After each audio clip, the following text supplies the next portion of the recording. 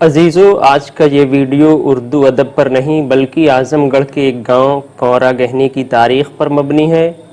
مجھے پوری امید ہے کہ یہ ویڈیو دلچسپ ہونے کے ساتھ ساتھ معلومات میں اضافہ کرنے والا بھی ثابت ہوگا۔ اس ویڈیو کو بنانے میں گاؤں کے بزرگوں، تاریخی کتب، کرسی نامہ اور کتبوں سے مدد لی گئی ہے تاکہ کونرا گہنی کی تاریخ کو پوری ایمانداری سے پیش کیا جا سکے۔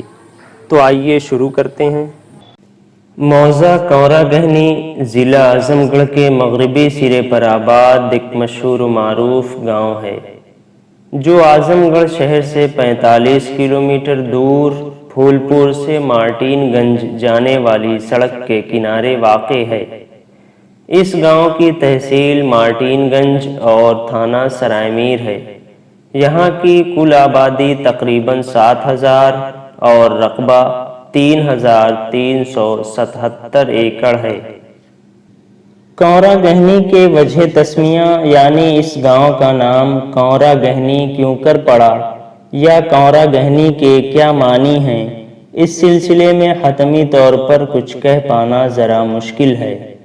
ہاں، گاؤں کے بزرگوں کا کہنا ہے کہ کونرا گہنی ٹرکش زبان کا لفظ ہے جس کے معنی امن کا گہوارہ یا شانتی اور پیس کی جگہ کے ہیں۔ چونکہ یہاں کے لوگ ایک دوسرے کا خیال رکھتے ہوئے آپس میں مل جل کر رواداری اور امن و امان کے ساتھ رہتے ہیں، اس لیے یہ گاؤں کونرا گہنی یعنی امن کا گہوارہ کہا جاتا ہے۔ حالانکہ میں نے اپنے طور پر اس لفظ کے بارے میں مزید معلومات حاصل کرنے کی کوشش کی تو پتہ چلا کہ ترکی کی زبان میں اس طرح کا کوئی لفظ ہے ہی نہیں جس کے معنی امن کا گہوارہ ہوں۔ بہرحال ایسا بھی ہو سکتا ہے کہ حقیقی لفظ کچھ اور رہا ہو اور اس کی شکل و تلفظ اس قدر تبدیل ہو گئے ہوں کہ وہ اپنی اصل سے بہت مختلف ہو گیا ہو اور اب اس کی اصل کا پتہ لگانا عمل محال بن گیا ہو۔ محمد شاہ تغلق کی فوج کے سپہ سالار شیخ سراج الدین کو کونرا گہنی کا بانی تصور کیا جاتا ہے۔ 1200 عیسوی میں جب محمد شاہ تغلق ہندوستان آیا تو شیخ سراج الدین بھی اس کے ہمراہ ہندوستان آئے اور محمد شاہ تغلق نے شیخ سراج الدین کی بہادری، ہمت و دیانتداری سے خوش ہو کر انہیں اس موضع کے گرد و اطراف کا جاگیردار بنا دیا۔ آگے چل کر شیخ سراج الدین کو اس سرزمین سے اس قدر انسیت و محبت ہو گئی کہ وہ یہیں پر رہنے لگے اور اس جگہ کا نام کونرا گہنی رکھا۔ شیخ سراج الدین نے یہاں کئی تالاب اور پختہ کنویں کی تعمیر کروائی جن کے باقیات آج بھی موجود ہیں۔ شیخ سراج الدین کی اولاد میں کئی نامور ہستیاں گزری ہیں جن کا سلسلہ نسب آج تک جاری ہے اور ان کی تعمیر کردہ چیزیں آج بھی بطور یادگار موجود ہیں، مثلاً شیخ کا پوکھرا، حوض سکندر وغیرہ۔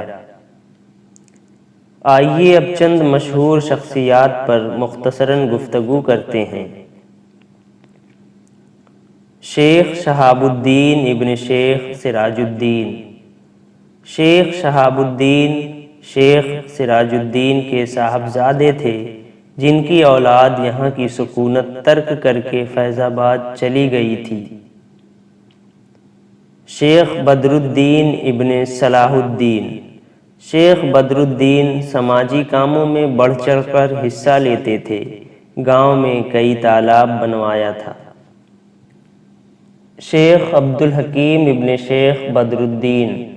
شیخ عبد الحکیم نے گاؤں کے شمالی سرے پر ایک پوکھرا کھدوایا تھا جو اب کھیت میں تبدیل ہو چکا ہے، لیکن اس کھیت کو آج بھی حکیم کا پوکھرا کہا جاتا ہے۔ شیخ محمد سالم ابن شیخ جمال الدین۔ شیخ محمد سالم بڑے نامور شخص تھے۔ ان کی یادگار گاؤں کے جنوب میں مشہور تالاب جو ساگر کے نام سے مشہور ہے، آج بھی موجود ہے۔ اس تالاب کے شمال مغربی حصے پر ان کی بنوائی ہوئی مسجد بھی موجود ہے۔ موضع خاصڈی میں آج بھی ان کی اولادیں آباد ہیں۔ شیخ محمد فاضل ابن شیخ محمد معروف، ایک نامور شخصیت کے مالک شیخ محمد فاضل نے گاؤں کے جنوب میں لبے سڑک ایک پوکھرا کھدوایا تھا جسے سمن اور سمنوا کہا جاتا ہے، آج بھی موجود ہے، اور اس کے پورب طرف کنواں جاؤ شاہ کی یادگار ہے جو گاؤں کا سب سے بڑا کنواں ہے۔ شیخ رکن الدین ابن شیخ پیر محمد، شیخ رکن الدین کا گاؤں کے مغربی جانب ایک بہت بڑا آم کا باغ تھا جو اب کھیت میں ضم ہو گیا ہے۔ شیخ حیاتن ابن شیخ کریم بخش اور شیخ بہورن ابن دوست محمد، یہ دونوں صاحبان بہت بہادر تھے۔ 1857 عیسوی میں جب نورنگ آباد کو لوٹا اور جلایا جا رہا تھا تو وہاں کی 2 حاملہ عورتیں جان بچا کر بھاگ رہی تھیں۔ ان دونوں صاحبان نے انہیں پناہ دی اور باعزت طریقے سے انہیں ان کے مائکے پہنچایا، جہاں 2 بچے پیدا ہوئے، اور جب بچے بڑے ہو گئے تو ان دونوں صاحبان نے دوبارہ نورنگ آباد کو آباد کیا۔ شیخ وزیر علی ابن شیخ بہورن، شیخ وزیر علی نے کونرا گہنی کا 1907 عیسوی تک کا کرسی نامہ مرتب کیا تھا۔ شیخ فضل کریم ابن شاہ محمد، شیخ فضل کریم عربی فارسی کے جید عالم اور شاعر تھے۔ گاؤں کی جامع مسجد اور دیگر مساجد میں ان کے اشعار لکھے ہوئے ہیں جنہیں آج بھی پڑھا جا سکتا ہے۔ شیخ محمد سمیع ابن اشرف علی، شیخ محمد سمیع ضلع جونپور میں محافظ دفتر تھے۔ بسالت گنج کی پوری زمینداری انہوں نے ہی خریدی تھی۔ شیخ علی ضامن ابن خدا بخش، شیخ علی ضامن پیلی بھیت میں داروغہ تھے۔ ان کے والد خدا بخش کی بنوائی ہوئی گودام جس میں نل تیار کی جاتی تھی اور اس سے ملحق کنواں آج بھی موجود ہیں۔ انہوں نے ڈیہوا پر بھی کنواں کھدوایا تھا۔ اس کے علاوہ ان کے کھدوائے ہوئے کئی اور کنویں آج بھی موجود ہیں۔ شیخ محمد یوسف ابن مولا بخش، شیخ محمد یوسف ماہر کاغذات تھے۔ گاؤں کے کاغذات کا انہیں پورا علم تھا۔ گاؤں کے اطراف کی پنچایت میں انہیں مدعو کیا جاتا تھا، جس کی وجہ سے وہ ثالث نام سے مشہور تھے۔ وزیر علی ابن شیخ حاتم علی، وزیر علی گاؤں کی پنچایت کے علمبردار تھے۔ گاؤں کی پنچایت انہی کی سرپرستی میں ہوتی تھی۔ شمس الدین ابن اصغر علی، علاقے کے نامور لوگوں سے ان کے تعلقات تھے۔ تحریک آزادی کو لے کر جب ملک میں انگریزوں کے خلاف بغاوت شروع ہوئی تو 1945 میں پنڈت جواہر لال نہرو کو شمس الدین صاحب اپنی بیل گاڑی میں چھپا کر اپنے یہاں لائے تھے اور ان کی حفاظت کی تھی۔ خلیل احمد ابن علی ملا، علاقے کے ایک بڑے پہلوان اور گاؤں کے بڑے زمیندار تھے۔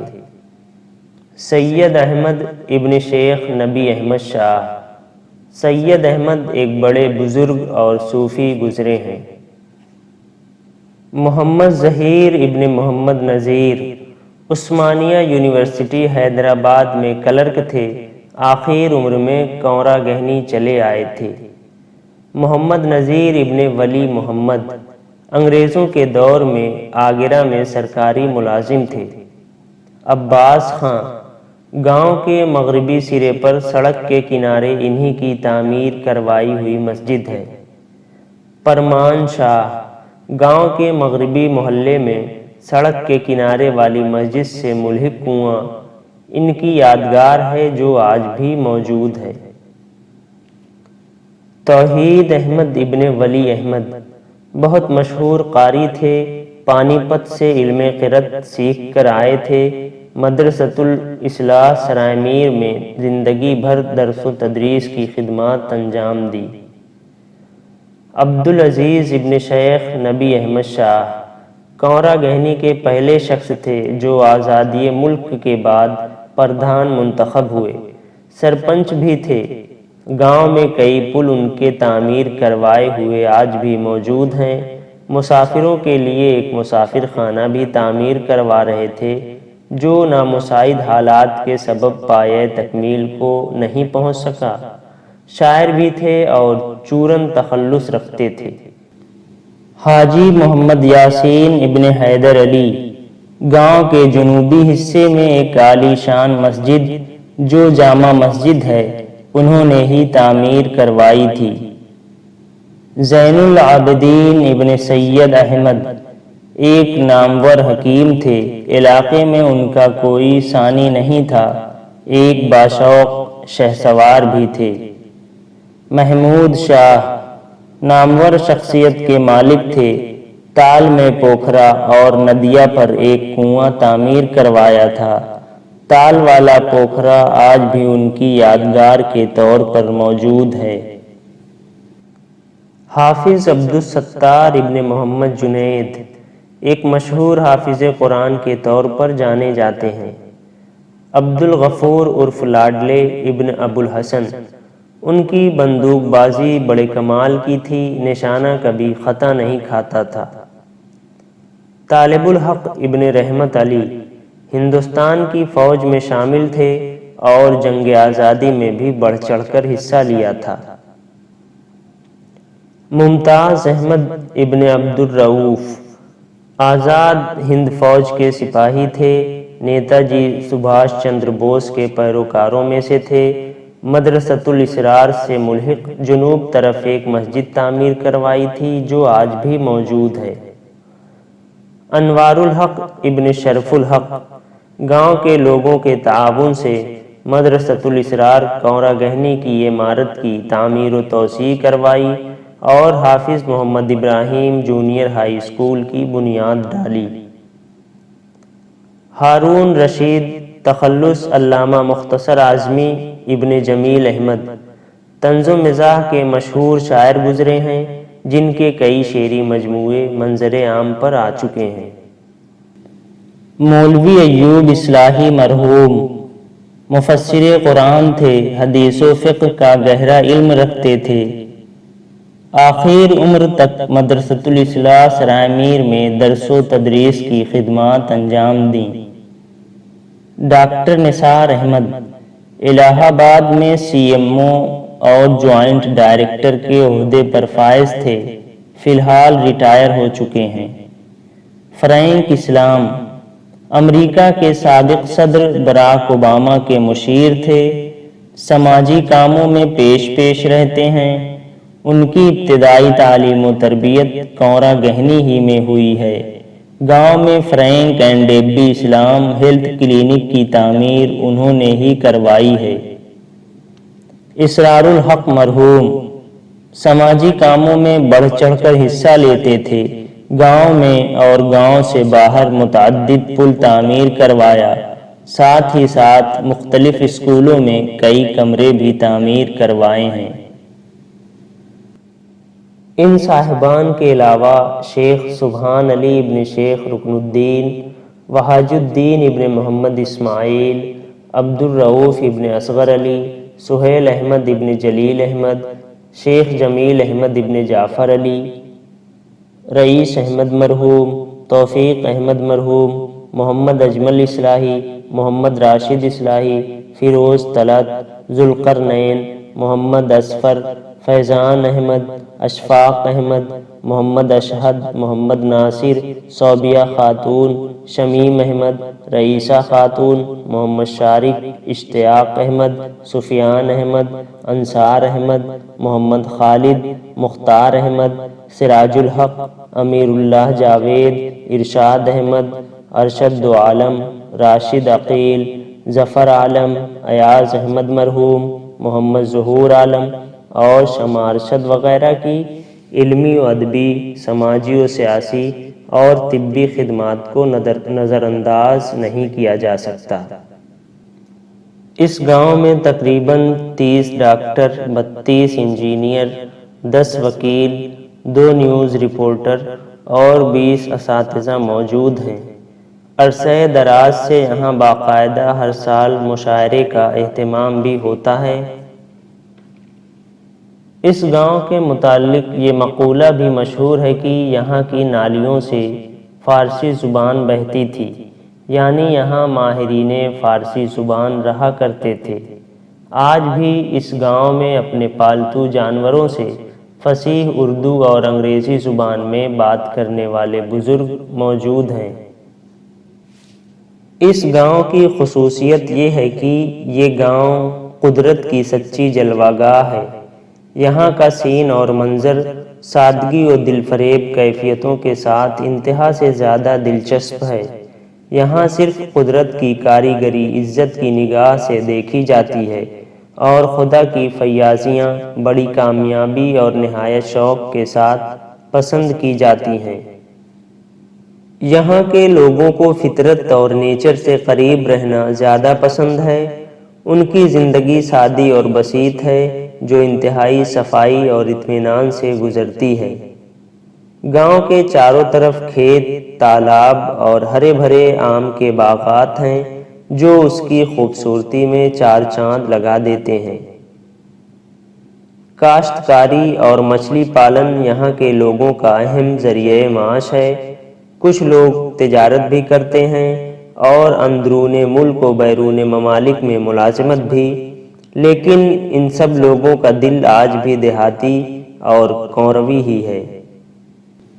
گاؤں کے درمیان میں مسلمان آباد ہیں اور ان کے چاروں طرف غیر مسلم بھائی، جسے دیکھ کر ایسا لگتا ہے جیسے کسی خوبصورت پودے کی حفاظت کے لیے اس کے گرد دلکش گھروندا بنا دیا گیا ہو۔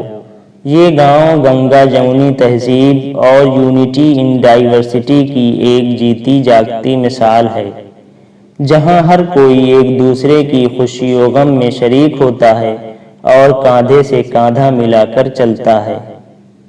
یہاں کی عوام کا رجحان پہلے پختہ مکان بنانے کی طرف زیادہ تھا اور مستقبل بنانے پر کم، لیکن اب موجودہ دور کی نئی نسل کا رجحان تعلیم کی طرف تیزی سے بڑھ رہا ہے۔